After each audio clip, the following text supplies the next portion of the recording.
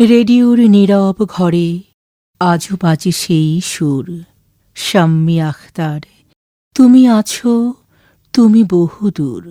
শরীর থেমেছে একদিন, থামেনি তোমার গান। তুমি আছো প্রতিটি হৃদয়ে, যেখানে বাজে সুরের প্রাণ। বাংলা গানের আকাশে তুমি এক নক্ষত্র জ্বলন্ত।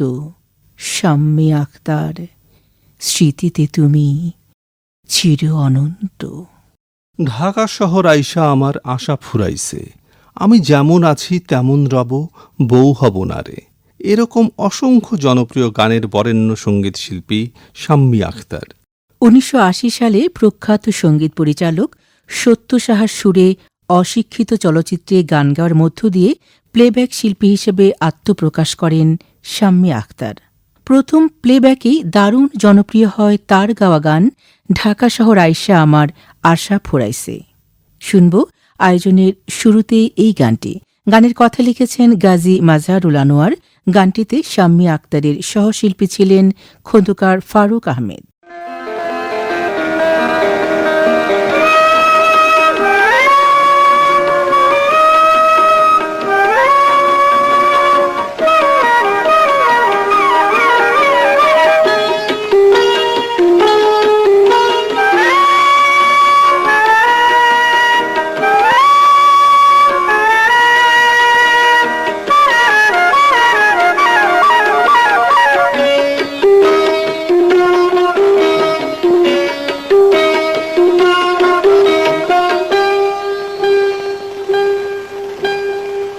ঢাকা শহর আইসা আমার আশা পুরাইছে, ওরে ঢাকা শহর আইসা আমার আশা পুরাইছে। আর লাল লাল নীল নীল, লাল লাল নীল নীল বাতি দেখা নয়ন জুড়াইছে। ঢাকা শহর আইসা আমার আশা পুরাইছে, মনে আশা পুরাইছে।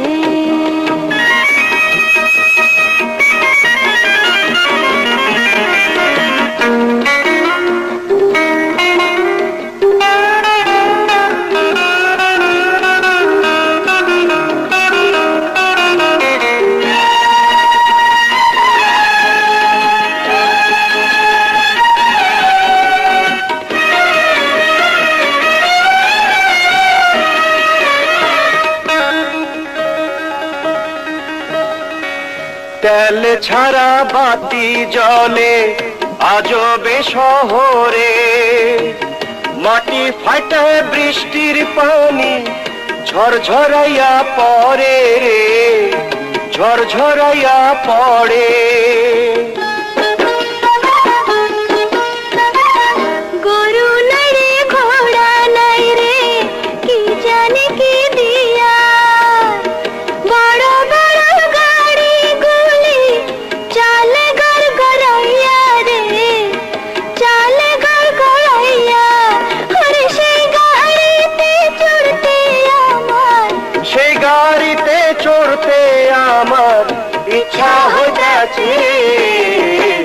ঢাকা শহর আইসায় আমার আশা পুরাইছে, মনে আশা পুরাইছে। ১৯৫৫ সালের ২২ সেপ্টেম্বর যশোরের তালতলা গ্রামে নানা বাড়িতে জন্মগ্রহণ করেন শাম্মী আখতার, কিন্তু তিনি বেড়ে উঠেছেন খুলনায়। শাম্মী নামে পরিচিত হলেও তার আসল নাম শামীমা আখতার। শামীমাকে আদর করে সবাই ডাকতেন শাম্মী বলে। সেই থেকে শামীমা হয়ে ওঠেন আমাদের প্রিয় শিল্পী শাম্মী। সেই থেকে শামীমা হয়ে ওঠেন আমাদের প্রিয় শিল্পী শাম্মী। তাঁর বাবা শামসুল করিম সরকারি চাকরি করতেন। বাবার বদলির সুবাদে দেশের কয়েকটি জেলায় বিভিন্ন শিক্ষকের কাছে সঙ্গীতের তালিম নেওয়ার সুযোগ পান তিনি। ৬ বছর বয়সে তার সঙ্গীত জীবনের শুরু হয়। গানের জগতে তার হাতেখড়ি হয় বরিশালের ওস্তাদ গৌরবাবুর কাছে। এরপর নানা সময়ে বিভিন্ন জনের কাছে গানের শিক্ষা নিয়েছেন তিনি। তার মধ্যে রাজবাড়ী ও খুলনায় সঙ্গীত শিক্ষক হিসেবে যাদের পেয়েছেন তাঁদের মধ্যে অন্যতম বাবু বামন দাস গুহ রায়, রণজিৎ দেবনাথ, সাধন সরকার, নাসির হায়দার ও প্রাণবন্ধু সাহা। 1970 সালে প্রথম বেতারের গানে কণ্ঠ দেন শাম্মী আখতার। গানটি ছিল নজরুল সঙ্গীত। এ কি অপরূপ রূপে মা তোমায় হেরিনু পল্লী জননী। 1975 সালে ঢাকায় এসে নিয়মিত গাইতে শুরু করেন বেতার ও টেলিভিশনে। 1980 সালে একই চলচ্চিত্রে দুটি গানে কণ্ঠ দেওয়ার সুযোগ করে দেন প্রখ্যাত সঙ্গীত পরিচালক সত্য সাহা। তার মধ্যে একটি হল ঢাকা শহর আইসা আমার আশা ফুরাইছে, যা কিনা একটু আগেই শুনিয়েছে আপনাদের। আর অন্যটি হল আমি যেমন আছি তেমন রব, বউ হব না রে। শুনব এবারে এই গানটি।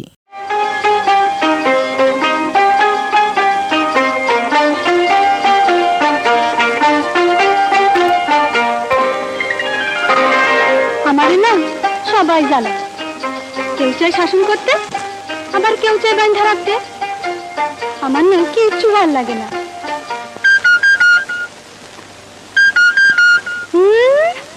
বউ কথা যা, আমি যেমন আছি তেমন রব, বউ হব না রে। আমি যেমন আছি তেমন রব, বউ হব না রে। কারু বউ হব না রে, কথা কইব না রে। আমি যেমন আছি তেমন রব, বউ হব না রে। আহ, পাখিটা তো জ্বালায় মান্য।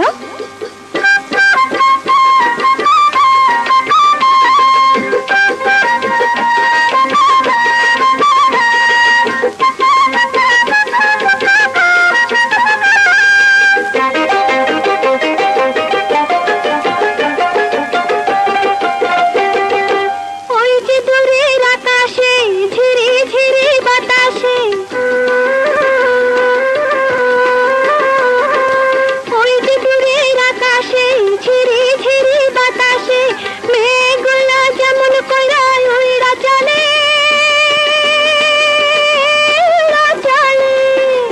আমি তেমন কইরা উইড়া যাব ঘরে যাব না।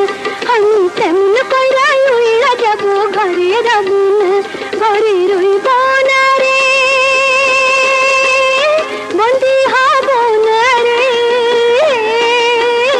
আমি যেমন আছি তেমন রব, বউ হব না রে।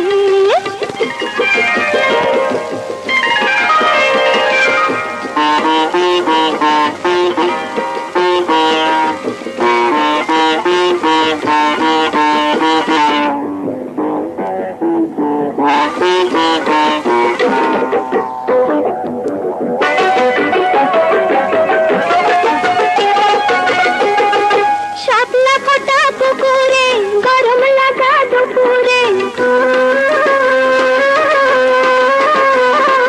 শাপলা ফোটা পুকুরে গরম লাগা দুপুরে, যেমন করে হাঁসগুলি খেলা করে,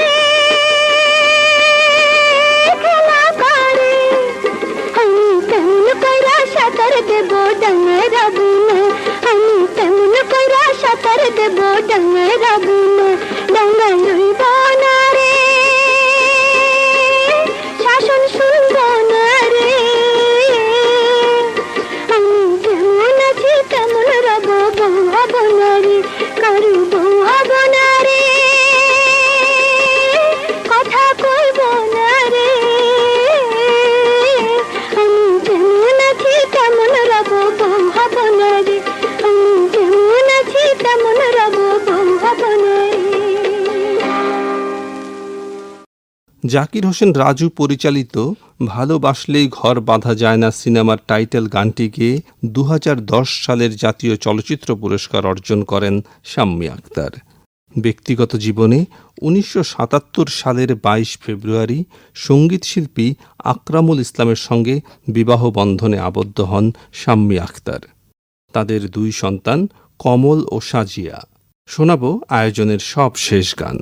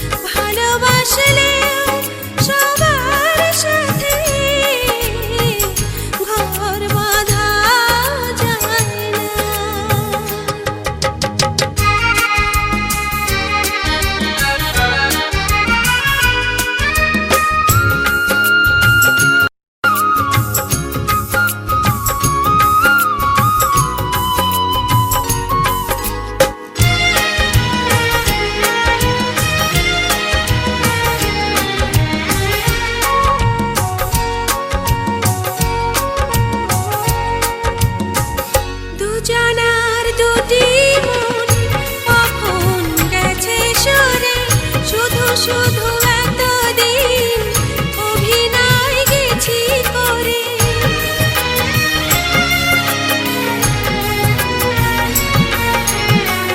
দুজনার দুটি মন কখন গেছে সরে, শুধু শুধু এতদিন অভিনয় গেছি করে। মিছে বন্ধনে জড়ালে কি হবে, কারো মনে বিরহ বেশি দিন সরে না। ভালোবাসলেও সবার সাথে